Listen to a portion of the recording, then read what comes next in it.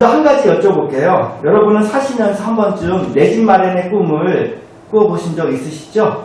예, 한 번쯤 다 갖고 계실 텐데, 취업을 전문으로 하는 그 포털 사이트인 인크루트라는 회사에서 자사 직원 801명을 대상으로 성인이 된 지금 원하는 꿈은 무엇입니까? 라는 설문조사를 했다고 합니다.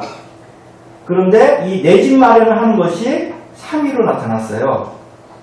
그럼 1, 2위는 뭘까요? 궁금하시죠? 알고 가야 시원하시겠죠? 1위는 잘 먹고 잘 사는 거. 2위는 돈 많은 건물주가 되는 거. 그러니까 결국 돈 많은 건물주가 되어서 잘 먹고 잘 사는 것이 성인들의 꿈이었네요. 근데 그 꿈 참 이루기 힘들지 않겠습니까? 좀 더 현실적으로 가능하고 정말 이룰 수 있는 꿈은 아마도 내 집 마련의 꿈이 아닐까 싶어요. 그런데 내 집 마련의 꿈을 위해서 저축하고 방법을 강구하는 것, 이것은 오늘 본문 읽은 말씀과 맥이 닿아 있습니다. 그러면 한번 오늘 본문 말씀을 한번 살펴보겠습니다. 누가복음 6장 19절부터 21절 말씀 속에 예수께서는 땅에다 보물을 쌓아두지 말고 어디에? 하늘에 보물을 쌓아라고 하셨습니다. 여기서 우선은 이 보물에 대해서 한번 살펴봐야 돼요.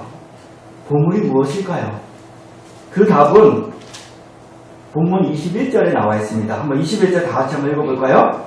내 보물이 있는 그곳에는 내 마음도 있느니라. 아멘.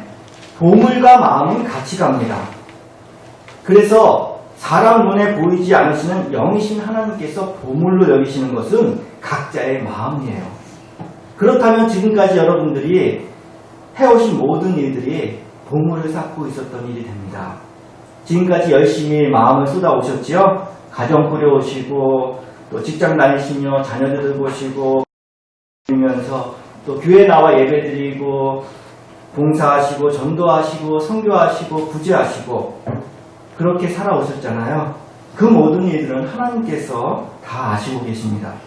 다 아세요. 참 수고 많으셨어요. 그런데 우리가 이렇게 쌓아온 보물이 어떤 경우에는 땅에다가 쌓은 결과가 되고 또 어떤 경우에는 하늘에다 쌓은 결과가 또 나타난다고 하시니까 이 부분에 대해서는 우리가 반드시 살피고 점검하면서 가야 되지 않겠습니까? 먼저 보물을 땅에다 쌓는다는 의미는 무엇일까요? 보물은 마음이라고 했죠. 그러면 마음을 땅에다 쌓는다는 말이 되고 또 땅은 하늘과 대비되는 단어로서 이 현실, 이 세상 사람들을 상징해주고 있습니다. 그러니까 마음을 세상 현실 그리고 세상 사람들에게 쌓는다는 말이 되니까 결론적으로 이 말씀의 뜻은 마음이라는 보물을 세상 현실과 사람들의 기준에 맞추기만 하고 겉으로 드러나고 보이는 것에만 온통 관심을 기울인 채 진실한 마음을 감추고 형식적으로, 의무적으로, 가식적으로 그렇게 살아가는 전반적인 경향과 행위를 말하고 있습니다. 한마디로 예수님 당시 서기관과 바리새인 등 외식하는 종교 지도자들의 모습을 떠올리면 돼요. 그들의 특징은 마음속 깊이 우러나오는 기쁨과 감사함은 없고 사람에게 보이려고 하니까 어쩔 수 없는 의무감으로 종교적인 틀에 꽉 매여서 자신도 그렇게 기쁘고 즐겁지 않으면서 사람들에게는 강요와 강압을 하며 억지 경건의 모습을 자아내고 있는 모습과 그런 태도와 삶이 바로 보물을 땅에다가 쌓고 있는 사람들의 실상이었습니다. 그런데 이렇게 하면 예수께서 뭐라고 말씀해 주고 있습니까? 거기에는 종과 동록이 해하고 도둑이 구멍을 뚫고 도둑질한다고 말씀합니다. 그럴 수밖에 없는 이유가요. 하나님께로부터 오는 기쁨과 즐거움과 재미는 없이 그저 빈 껍데기 같은 마음으로 사람에게 보이려고만 억지로 의무적으로 하게 되면 그런 마음에는 반드시 고통이 따라오거든요. 그렇게 고통스럽게 하면 자신도 모르게 자신의 마음을 갉아먹을 뿐만 아니라 채워지지 않는 마음이기 때문에 다른 사람에게도 그 마음을 갉아먹을 수 있게 된다는 거예요. 그러니 결국 자신도 고통당하면서 상대방에게도 고통을 끼치게 됩니다. 고통은 하나님의 성품과는 전혀 맞지 않습니다. 왜냐하면 하나님께서는요, 가지신 것이 기쁨과 즐거움과 재미고요. 하나님께서 주시는 것은요, 온통 기쁨과 즐거움과 재미뿐이기 때문입니다. 그러면 여기서 이 세상에서도 얼마든지 기쁘고 즐겁고 재미난 일이 많은데 그건 뭡니까? 라고 질문이 있을 수 있죠. 그래서 구별하셔야 돼요. 세상이 주는 잠시 잠깐의 기쁨과 하나님께로부터 오는 영원한 기쁨의 차이를 말입니다. 얼마든지 세상에 주는 순간의 즐거움을 맛볼 수 있습니다. 그러나 그것들은 말 그대로 잠시 잠깐이에요. 세상에 주는 마음은 한순간에 다 날아갈 수 있고 결국 죽으면 그 좋다고 여겼던 것이 다 사라집니다. 왜 그렇습니까? 그것은 하나님의 것이 아닌 돈과 동록이 드는 세상 것이기 때문입니다. 이 세상 재미, 이 세상 즐거움에는요 반드시 돈과 동록이 펴요. 그래서 또 강도가 될 수밖에 없습니다. 세상 것은 좋은 게 아니거든요. 정말 좋은 것은 영원히 갑니다. 이것이 하나님 나라의 원리입니다. 그러니 진실한 마음이 빠진 의무감과 가식이 하나님께 통하겠어요? 금방 사라지는 세상 즐거움이 하나님과 통하겠습니까? 그래서 이 원리를 알려주러 오신 예수께서 그토록 보물을 땅에다 쌓지 말라 하신 이유이기도 합니다. 반면에 하늘에 보물을 쌓는다는 의미는요, 하늘은 영이신 하나님을 그리고 하나님께서 다스리시는 나라를 상징해주고 있어요. 그래서 하나님과 함께하는 천국에서의 삶은 자신이 먼저 기쁨과 즐거움과 재미를 100% 누리게 되고 또 더불어 모든 사람들 모두가 그것을 넘치도록 끝도 없이 누리며 사는 것이 하나님 나라의 삶입니다. 그래서 매사에 자발적인 마음이 절로 들 수밖에 없어요. 좋고 또 좋아서 하게 됩니다. 즐겁고 또 즐거워서 하게 돼요. 감사해서 또 감사해서 하게 됩니다. 그런데 그렇게 하면 여지없이 하나님 나라에 차곡차곡 쌓아지게 된다고 말씀하고 있습니다. 그러면 정말로 내가 기쁘고 즐겁게 절로 좋아지는 비결은 뭘까? 그것에 대해서 오늘 본문 말씀에 큰 포인트를 예수께서 두고 있는데요. 그 해답이 오늘 본문 19절, 20절에 나와 있습니다. 19절, 20절 앞부분에 보시면요. 19절에 먼저 너희를 위하여라는 말씀이 나오고요. 20절에는 더 강조해서 오직 너희를 위하여 하고 예수께서 말씀해주고 있어요. 이 말씀은 우리가 가졌던 우리의 인식을 완전히 뒤바꿔 놓는 혁명적인 말씀입니다. 왜냐? 즉 하늘의 부활을 마음이라는 부활을 쌓는 일은 하나님을 위해서가 아니라 바로 나를 위하여 하는 일이라는 말씀이에요. 오직 너희를 위하여입니다. 다른 어느 누구를 위한 일이 아니고 바로 나를 위함, 내가 살고 누릴 수 있는 집을 완성해 가기 위함입니다. 처음에 말씀드린 내 집 마련이라고 보면 돼요. 내 집 마련 통장에 띵동 입금되었습니다. 문자 받는 일이에요. 실감 나시죠? 저는 하나님께로부터 이런 문자 계속 받고 있는데 여러분도 받고 계시죠? 못 받으신 분이 계시다고요? 이상하네. 하나님께서는 해당되는 분들에게 문자 보냈다고 하셨거든요. 근데 못 받으셨다는 것은 자기가 좋아서라기보다는 어쩔 수 없이 억지로 의무감으로 하셨다는 말이에요. 그렇게 하면 반드시 종과 동록이 피고 도둑이 될 수밖에 없었다는 말입니다. 그렇게 되면 문자를 못 받아요. 좋아서 하셨으면 반드시 신호가 오게 되어 있거든요. 그 신호가 바로 기쁨과 즐거움입니다. 이것은 신기한 겁니다. 내 안에 생겼지만 나에게서 비롯된 것이 아니라 하나님께로부터 왔기에 세상에는 없는 기쁨과 즐거움이에요.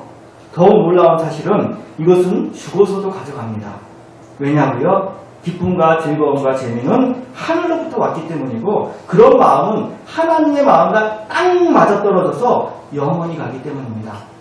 하나님께서 영원하시고 무한하시다는 말이 바로 여기에 들어가 있어요. 하늘에 쌓으면 영원히 내 것이 되어서 없어지지 않습니다. 정립되는 만큼 내 집이에요. 돈이 아니라 하나님께서 주신 마음으로 짓는 내 집입니다. 내 집 많아요. 그래서 예수께서도 요한복음 14장 2절에서요. 내 아버지 집에 거할 것이 많도다 하고 하셨습니다. 그러니 얼마나 좋고 신나고 즐거울 수밖에 없습니까? 저는 이때까지 살면서 지금처럼 좋은 적이 없어요. 현실에서는 평생 집 하나 가진 것 없고 월세 내면서 살고 있고 단돈 1,000원 저축할 돈은 물론이고 생활비조차 없어서 어떤 계획 자체를 세울 수 없는 처지지만 새로 태어나게 하시고 처음부터 다시 배우는 학생의 신분으로 되돌아가서 하나님을 새롭게 알아가는 재미에 푹 빠지게 되었고요. 나를 바꿔가는데 기쁨과 즐거움이 넘치더라고요. 그래서 매일매일 하나님께로부터 입금 문자 받고 있습니다. 그게 바로 확실한 보장과 증거예요. 내 안에 계시는 그 주님 주시는 감사 평안이 넘쳐나서 절로 기쁘고 즐거워지고 있다면 입금되었다는 확실한 메시지입니다. 아멘. 세상 현실 돈 통장만 확인하고 신세한탄하지 마세요. 현실적인 돈 통장은 비어도 하늘나라 마음의 통장은 확실하게 정립되고 있습니다. 나를 위한 천국 통장이에요. 누구를 위한 것이 아닙니다. 하나님과 나만이 아는 비밀 통장이 하나 개설되어서 거기로 입금되고 있어요. 여기는 종과 동록은 전혀 해하지 못하고 도둑도 얼씬도 못하는 곳입니다. 그런데 돌아보면 예전 제가 전도사 목사 시절에 기뻐서 한 적도 있었지만 어쩔 수 없이 의무감으로 한 적이 더 많았던 것 같거든요. 근데 그럼에도 하나님께서는 제가 잠깐이라도 기쁘고 감사해서 했던 순간에는 여지없이 문자를 보내셨다고 나중에 그러시더라고요. 좋아서 했던 그 순간에는 하늘에 쌓이고 있었던 거예요. 저는 쌓인 줄도 몰랐죠. 여러분들도 마찬가지입니다. 기쁘고 즐겁게 하나님의 일을 했던 순간들이 많이 있으셨을 거예요. 그때 가졌던 마음들은 하늘에 쌓이고 있었습니다. 때로는 어쩔 수 없이 억지와 의무감으로 한 적도 있었죠. 그러나 깨닫고 마음을 바꿔서 내가 좋아서 하게 되면 여지없이 입금됩니다. 이렇게 나를 위한 일인데 어찌 기쁘고 즐겁지 않겠어요? 나를 위해서 하라고 하는데 왜 나는 나를 위하지도 못할까요? 세상 천지에 나에게 가장 좋은 것은요, 돈이 아니에요. 뭐니 해도, 뭐니가 이렇게 돈인데, 뭐니 해도 내가 좋아서 하고 싶어서 하는 거예요. 나보다 나를 더 잘 아시는 하나님께서 그걸 아시기 때문에 가장 좋은 것 주시려고 하는 겁니다. 내가 좋아서 하면요, 그럼 그만한 천국이 와요. 그렇게 되면 여기서도 지금 이 순간에도, 지금 이 시간에도 천국을 누릴 수 있는 놀라운 일이 펼쳐집니다. 내가 누리고 있는 천국입니다. 하나님께서는 다름 아닌 너를 위해 천국을 건설하라고 하십니다. 먼저는 여기서 누릴 수 있어야 가서도 누릴 수 있어요. 그런 상태를 한 번도 만들어보지 않는 사람은 가서도 누릴 수가 없습니다. 억지 강압 강제로는요 천국이 오지 않거든요. 이런 원리를 만드신 분이 바로 하나님이시기에 나를 위해서 하지 말고 오직 너희를 위하여 하라고 강조하신 것입니다. 다시 말씀드리지만 저도 그전까지 이러한 정립의 원리를 몰랐습니다. 하나님께서 그동안 저에게 계시하신 이후로 계속해서 알려주셨기 때문에 알게 된 것뿐이에요. 그러기에 이제 방법을 알았으니까 이 방법을 잘 써야 하지 않겠습니까? 앞으로는 어느 순간 어떤 일을 하든지 의무감으로 억지로 해야 하겠죠? 아니죠? 예. 그러면 이왕 하는 거라면 나를 위한 잔치를 베푼다 생각하시고 자발의식으로 100% 충전하시면서 헌신하시기를 바랍니다. 헌신이 다른 건 아니에요. 오늘 헌신 예배인데 내가 좋아서 하면 헌신입니다. 내가 좋아서 하면 피곤치 않아요. 내가 좋아서 하면 재미가 붙습니다. 내가 좋아서 하면 즐거움이 넘쳐요. 그래서 오늘 예배 참석하신 분들 중에 여성분들이 많으시니까 집에서 요리하실 때 좋아서 해보세요. 기뻐서 해보세요. 처음에는 남편이 당신 뭐가 때가 됐나? 생전 안 하던 짓 하게 하고 얘기할 수도 있지만 또 자녀들도 엄마가 이상해졌어요 라고 이야기할 수 있겠지만 정말 기쁘고 좋아서 즐겁게 요리해 보시면 남편이 달라집니다. 자녀들 달라지고요. 가정 분위기 전체가 달라집니다. 내가 좋아서 하는 것만큼 최고로 좋은 게 없습니다. 남성분들도 또 남자분들도 일터에서 좋아서 해보세요. 계속해 나가시면 주변이 달라져 있을 겁니다. 하시면서 꼭 기억하세요. 누구를 위한 일이다? 바로 나를 위한 일이다. 내가 기쁘면 하나님께서 기뻐하십니다. 내가 즐거워하면요 하나님께서 즐거워하세요. 내가 재미가 있으면 하나님도 너무 재미있어 하세요. 우리가 믿는 하나님은 바로 이런 분이십니다. 이렇게 살면 하나님께서는 요즘 카톡 메시지처럼 까똑 하듯이 입금이라는 천국 문자 보내실 거예요. 우리 이렇게 하늘에 적립하며 살지 않겠습니까?